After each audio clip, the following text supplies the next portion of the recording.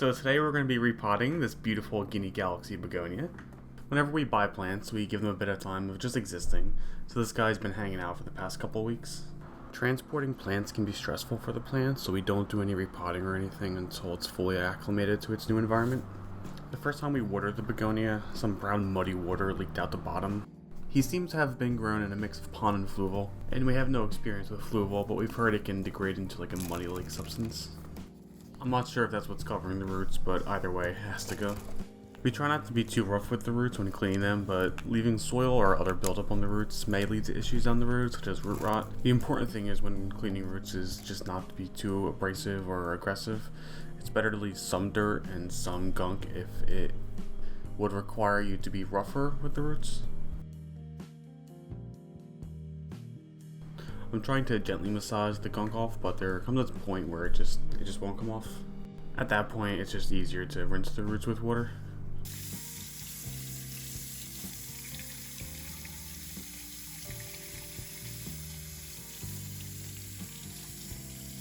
Begonias have these fine but strong roots that can be a bit frustrating to deal with, and at this point I'm considering just trimming them a bit so they don't suffocate themselves if they clump up.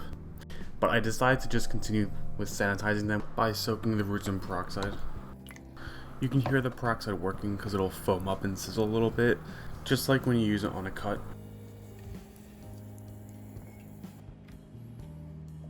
Now that the roots are cleaned off as much as possible, we're now going to cut a wick for the net pot. We buy packs of microfiber cloths from Home Depot or Lowe's and then cut them into strips, and then custom cut them to whatever cachet pot they're sitting in. We prefer microfiber as we've had mold issues when using cotton wicks, but just be aware they will shed when you do cut them. You want the wick to just barely touch the bottom of the reservoir, any more is not really necessary. And as you can see, our wicks are pretty jaggedy and looks like they've been just run through a shredder. It doesn't matter, perfection's not needed here.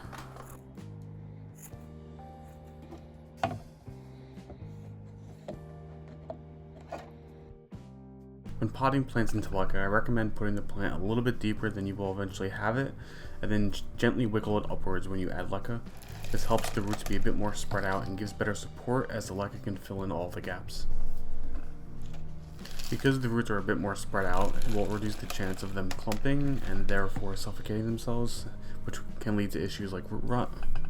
I made the mistake of potting it a little bit too high in that pot and it wasn't stable enough, so I just dumped out the Leca to start again. Before I did though, I realized the roots clumped quite a bit when putting it into Leca for the first time, so I decided to trim the larger sections of clumped roots to help the roots spread out. And just remember that whenever you go to trim roots or leaves, to make sure that you sanitize your shears. If you don't, you can transfer diseases from one plant to another.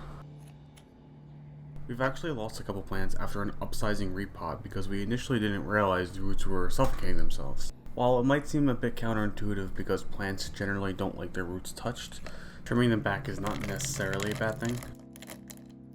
As you can kind of see, I put the plant further down in the pot this time and wiggled it up as I filled it up with Leca. And because I did it like that, the begonia is way more stable and it has way more support inside the net pot. And since it is now more stable within the net pot, I can focus more on making the plant stand upright using the top 20% of the Leca. I placed these pellets by hand to ensure the plant above the pot is also stable, and despite being a small airy pellet, Leca provides great support, and to be quite honest, I still can't wrap my head around why. As the plant grows new roots into and around the Leca, it will attach to the Leca and be much more snug and secure in its net pot.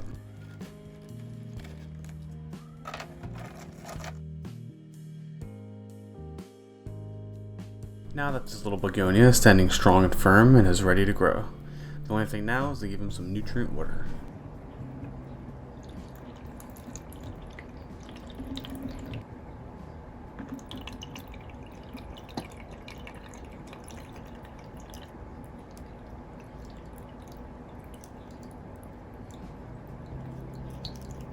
So this is the begonia just after being repotted.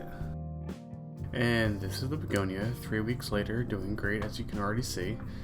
The leaves that were developing as it was being transitioned into Leca didn't stop, and the newer leaves have this super pretty orangey, like peachy sunset variegation that I'm just so excited to see harden off. More importantly though, it has a whole new set of brand new water roots. So this is a successful transition and repotting, and we can't wait to see it grow even more. We will be sure to post a bunch of updates.